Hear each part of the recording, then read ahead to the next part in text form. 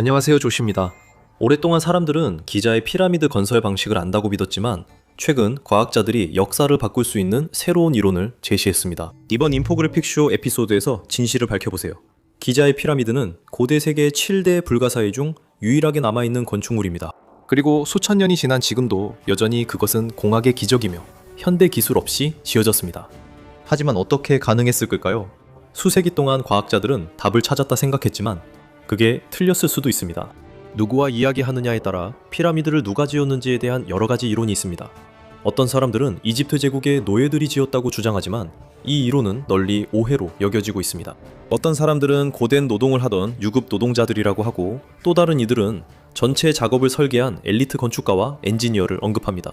실제 정답은 위에서 언급한 모든 요소가 어느 정도 결합된 것으로 보이며 이 거대한 작업을 시작하기 위해서는 엄청난 규모의 팀이 필요했을 것입니다.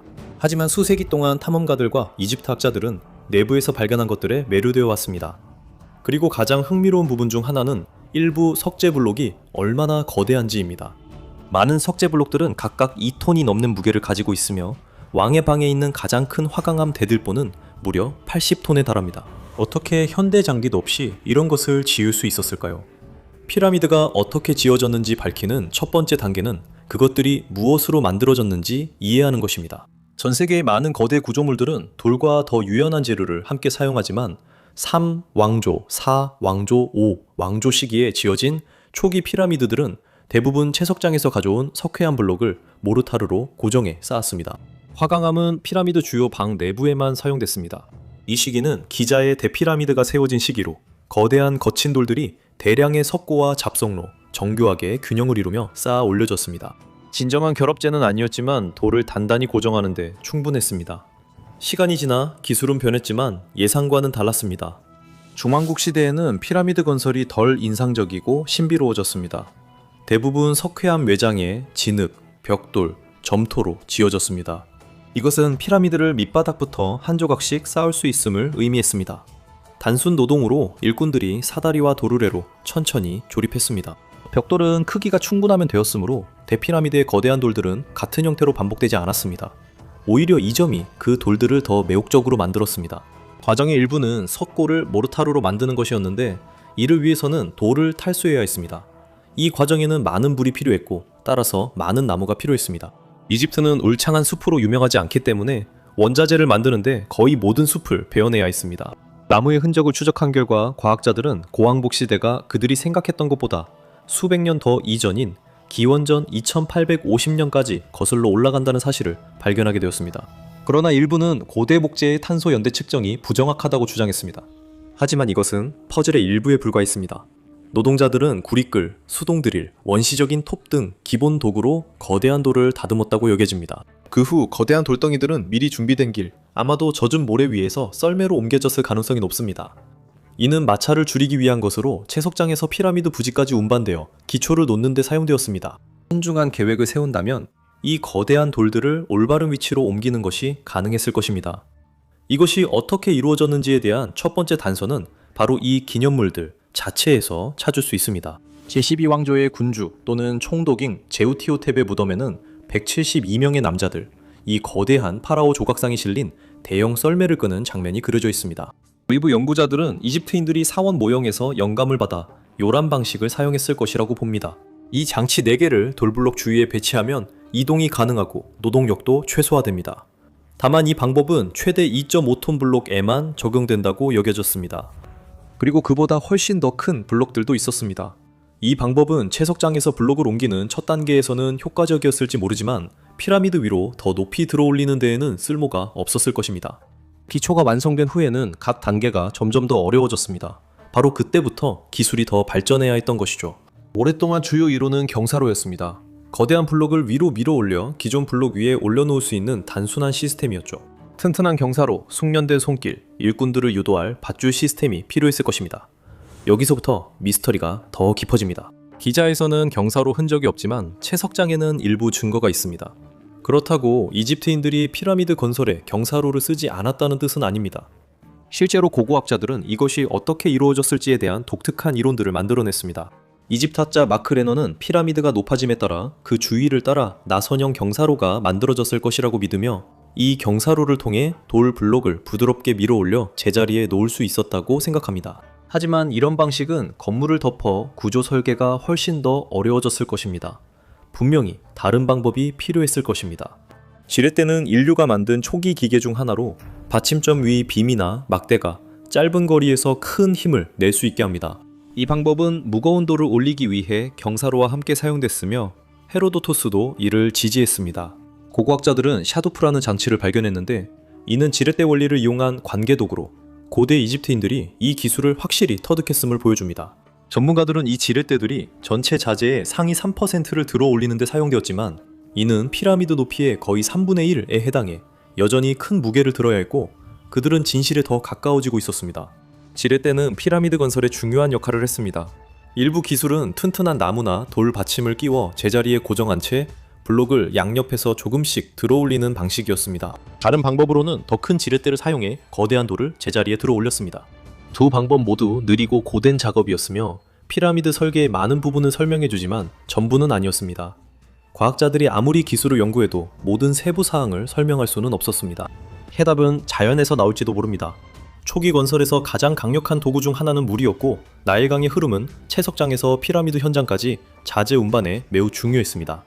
2022년 연구에 따르면 당시에는 강 수위가 더 높았고 강이 확장되어 기자 피라미드 단지가 가능했다고 합니다. 2024년에 돌파구가 마련됐습니다. 레이더 위성 이미지는 피라미드 부근의 서쪽 사막 고원까지 이르렀던 나일강의 사라진 지류가 존재했음을 확인해 주었습니다. 이 지류는 가뭄과 사막화로 인해 사라졌을 가능성이 높다고 결론났습니다. 이 지류는 노동자와 건설 장비를 실은 배를 운반하는 데 쓰였을 수 있으며 이는 고왕국 시대 이집트 생태계가 현재와 많이 달랐음을 보여줍니다. 일부 이론가들은 운송을 쉽게 하려고 간문이 사용됐을 수 있다고 주장하지만 증거는 아직 없습니다. 이것이 완전히 새로운 이론에 물꼬를 틀 수도 있습니다. 뉴욕 와일 코넬 의과대학의 사이먼 안드레아스 스쿠링 박사가 저술한 피라미드 건설에 관한 새로운 연구가 네이처에 발표되었습니다. 그리고 그가 증거를 더 많이 조사할수록 그것은 점점 더 이상해졌습니다. 기자의 대피라미드는 약 20년에 걸쳐 지어졌는데 230만 개가 넘는 석회암 블록이 들어있다는 점을 생각하면 그리 긴 시간도 아닙니다. 작업 방식에 따라 몇 분마다 하나씩 블록이 놓인 셈입니다. 그리고 이 블록들 각각은 1톤이 넘는 무게였습니다. 경사로와 지렛대 등 여러 도구를 사용했더라도 이 작업은 여전히 매우 고된 과정이었고 훨씬 느린 건설 속도가 필요했을 것입니다. 계산이 맞지 않았습니다. 그래서 스쿠링 박사팀은 새로운 이론을 세우기로 했습니다. 결국 그들은 고대 이집트인들이 달성할 수 있을지 의심받았던 높은 수준의 정교함을 이용한 피라미드 건설 방법을 제안했습니다. 하지만 그 시대의 기술로 충분히 가능했던 방법이었습니다. 이 모든 것은 내부에서 바깥으로 진행됐을 것입니다. 이 시스템은 경사로를 따라 미끄러지는 균형추로 작동되는 복잡한 도르래 메커니즘에 의존했을 것입니다. 이 시스템은 블록을 빠르게 제자리에 올리는 거의 자동화된 방식을 만들었습니다. 이 이론은 대회랑 등 피라미드 내부 주요 위치도 재검토하게 했습니다.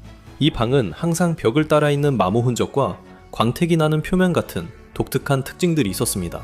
이것은 원래 단순히 더 많은 사람들이 지나간 흔적으로 여겨졌지만 이제는 벽돌을 운반하던 미끄러지는 썰매와 균형추가 많이 사용된 결과로 여겨지고 있습니다. 이로써 피라미드의 큰 미스터리 중 하나가 풀렸을 수 있습니다. 스코어링 박사 연구에 따르면 전실은 다른 목적으로 보강됐습니다. 이곳이 도르래 작업의 핵심이었을 수 있습니다. 가장 무거운 벽돌을 들어올리는 받침점 역할을 했습니다. 이 도르래 시스템 덕분에 노동자들은 전실에서부터 밧줄을 조정할 수 있었고 수톤에 달하는 돌을 움직일 수 있는 적절한 지렛대 힘을 얻을 수 있었습니다. 그리고 시각을 바꿔보면 모든 미스터리가 이해되기 시작합니다. 피라미드는 통로와 방이 비대칭적으로 배치된 불균형한 구조였습니다. 보통 밑바닥부터 정성스럽게 지어진 구조물들은 훨씬 더 균일한 형태를 띱니다. 하지만 이 경우에는 설계자들이 선택의 여지가 없었을지도 모릅니다. 도르래 시스템은 기계적 제약을 만들어 피라미드 면이 완전히 평평하지 않고 약간 오목한 등 여러 이상 현상을 설명합니다. 또한 이 이론은 도르래 시스템이 한계에 가까워질수록 정상으로 갈수록 블록이 더 작아지는 이유를 설명합니다. 이 이론은 계속 발전 중입니다. 스코어링과 그의 팀은 이 모델이 어떻게 보일지에 대해 심층적으로 조사하는데 수년을 보냈습니다. 그들은 전실의 도르래 시스템과 그것이 어떻게 작동했을지에 대한 상세한 도면을 만들었습니다. 이것은 밧줄로 연결된 거대한 나무, 통나무 네트워크였을 것이며 중앙방에서 엄청난 지렛대 원리로 생긴 압력을 생성해 바깥쪽으로 퍼져나가면서 그 주위에 피라미드를 조립했을 것입니다. 새로운 층이 추가될수록 이 시스템은 더 힘들게 작동했을 것입니다. 이를 입증하기 위해 그들은 피라미드에 남아있는 아주 작은 자국들을 조사했는데 이 자국들이 통나무를 받치던 움푹 팬 자국이나 밧줄이 걸려있던 홈이었다고 믿고 있습니다. 이제는 실제로 시험해보는 것만 남았습니다. 이 시스템으로 건설된 거대한 구조물은 우리가 역사상 본 어떤 것과도 다릅니다. 이것을 만들 때 사용된 기계는 쉽게 재현하기는 어려울지도 모릅니다. 피라미드에는 아직 설명되지 않은 부분이 많지만 이 이론으로만 설명이 가능합니다. 오목한 면은 피라미드의 큰 미스터리로 미끄러지는 도르래로 설명됩니다. 하지만 도르래의 위치는 아직 발견되지 않았습니다.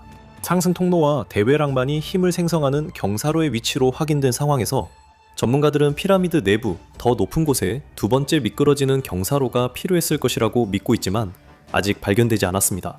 차곡차곡 피라미드의 형태가 갖춰졌을 것입니다. 이 내부 메커니즘을 이용해 피라미드를 건설하는 과정은 느리고 고된 작업이었겠지만 인력을 기계력으로 대체할 수 있었을 것입니다.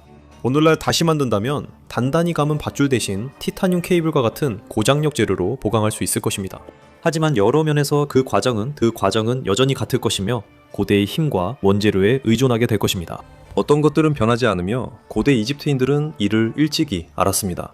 이제 고대 이집트에 관한 50가지 놀라운 사실을 확인하거나 이 영상을 클릭하세요.